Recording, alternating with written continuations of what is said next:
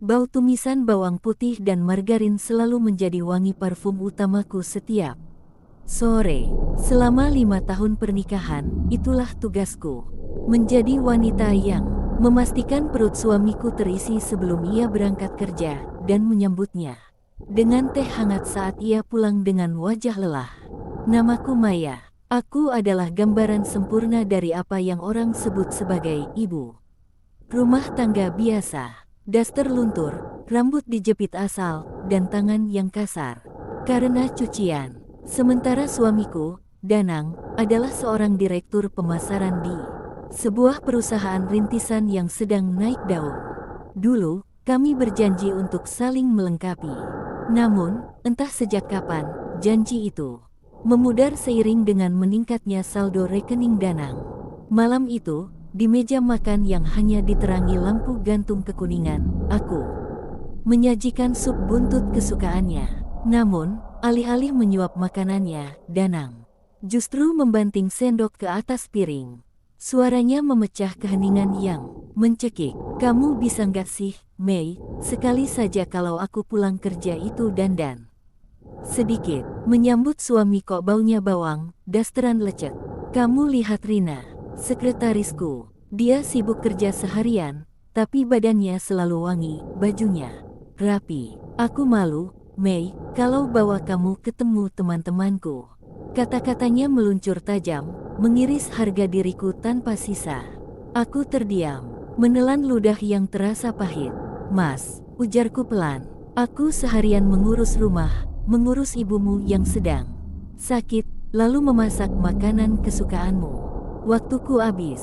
Alasan, potongnya cepat. Kamu itu cuma malas. Otakmu tumpul karena kerjanya cuma di dapur. Kita sudah tidak selevel lagi, Maya. Aku butuh pendamping yang bisa diajak bicara bisnis, yang penampilannya mengangkat derajatku, bukan beban yang cuma tahu cara menghabiskan uang belanja. Malam itu, di atas meja makan yang dulu menjadi saksi kebahagiaan kami, Danang meletakkan sebuah map coklat, surat cerai. Aku sudah memutuskan, aku akan menikahi Rina bulan depan. Kamu tanda tangani surat itu, dan kemasi barang-barangmu. Aku akan memberimu pesangon yang cukup, agar kamu tidak luntang-lantung di jalan. Air mataku tak menetes. Hatiku terlalu hancur hingga air mata pun enggan keluar. Aku menatap mata pria yang dulu bersumpah di depan altar untuk melindungiku itu. Ia menatapku dengan jijik, seolah aku hanyalah seonggok sampah yang menghalangi jalan suksesnya. Tanpa sepatah kata, aku mengambil pena, menandatangani surat itu, lalu masuk ke kamar. Aku mengemasi pakaianku, tidak membawa satupun barang mewah yang pernah ia belikan. Malam itu juga, aku melangkah keluar dari rumah megah itu, menutup pintu perlahan, meninggalkan Danang yang merasa dirinya adalah raja dunia. Transisi, nada mulai berubah menjadi tenang dan penuh rahasia. Apa yang Danang tidak tahu adalah, penampilanku yang kusam hanyalah sebuah cangkang. Ia tidak pernah tahu bahwa setiap malam, saat ia tertidur lelap setelah mabuk bersama teman-teman kantornya, aku duduk di depan laptop hingga fajar menyingsing. Ia tidak pernah tahu bahwa di balik daster lusuh itu, aku adalah seorang ghostwriter dan konsultan pemasaran digital internasional yang klien-kliennya adalah perusahaan besar di luar negeri. Dan yang paling krusial, Danang tidak pernah tahu bahwa 2 tahun lalu, ketika perusahaannya nyaris gulung tikar akibat penipuan, ada sebuah firma investasi misterius yang tiba-tiba menyuntikkan dana miliaran rupiah untuk menyelamatkannya. Firma investasi itu, secara rahasia, adalah milikku. Aku berinvestasi di perusahaannya bukan karena aku bodoh, melainkan karena aku tahu betapa besarnya ego suamiku.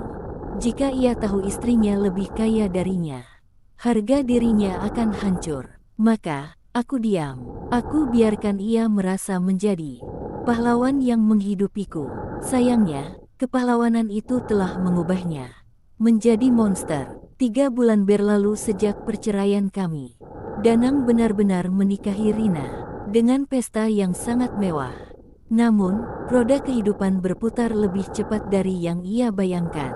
Rina ternyata bukanlah istri impian. Ia wanita karir yang memang wangi dan berkelas, tapi ia gila belanja dan sama sekali tidak peduli pada rumah. Tagihan kartu kredit, Danang membengkak puluhan juta setiap bulannya. Ibunda Danang yang sakit dititipkan ke panti jompo oleh Rina karena ia tak mau direpotkan. Bencana sesungguhnya datang bulan lalu.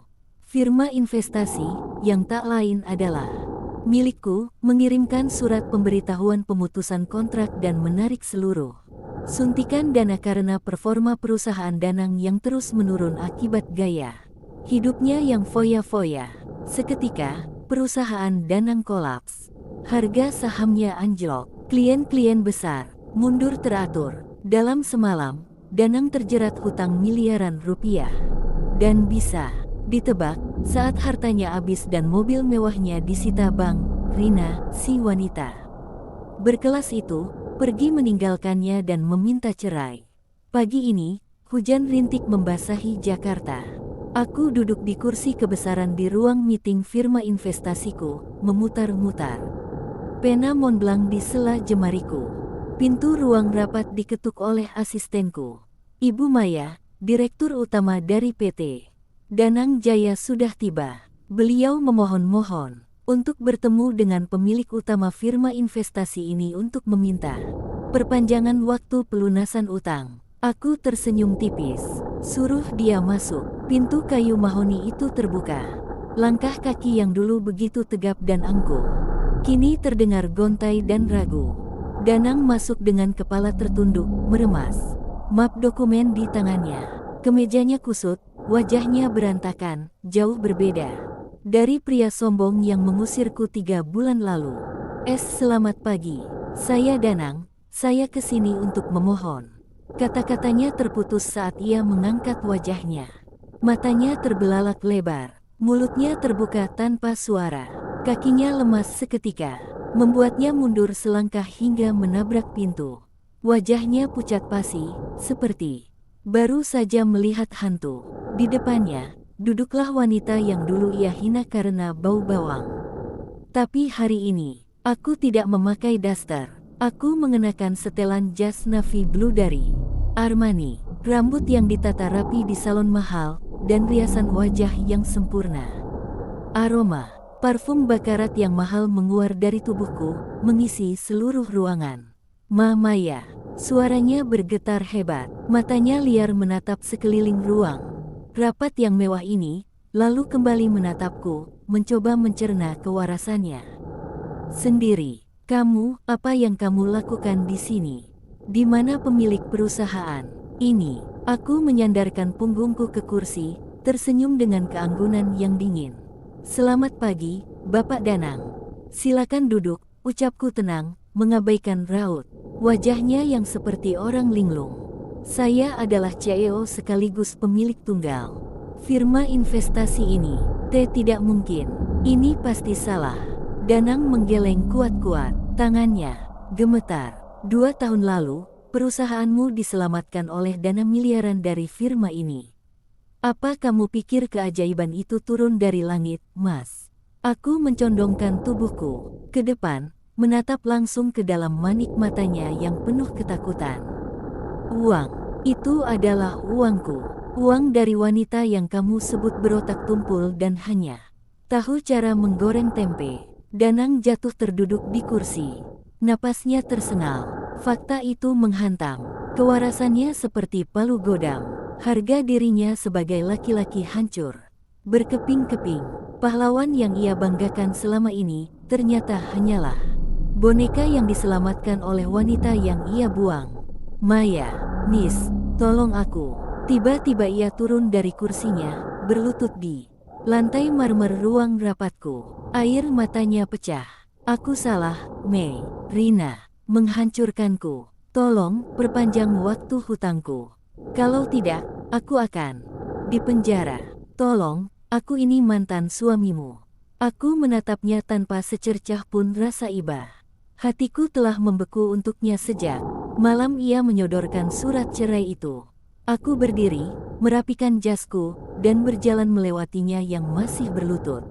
Maaf, Bapak Danang. Dalam bisnis, saya tidak mencampur-adukan urusan pribadi. Ucapku tegas, berhenti sejenak di dekat telinganya. Lagi pula, saya tidak berinvestasi pada pria yang bahkan tidak tahu cara menghargai wanita yang memasak untuknya. Aku melangkah keluar dari ruang rapat, membiarkan security masuk untuk mengurusnya. Suara tangis penyesalan Danang menggema di dalam ruangan, namun aku tak menoleh sedikit pun. Bagi setiap wanita di luar sana yang pernah diremehkan karena memilih mengurus keluarga, ketahuilah ini, daster yang kalian pakai bukanlah lambang kelemahan, melainkan seragam kebesaran pengorbanan tanpa batas.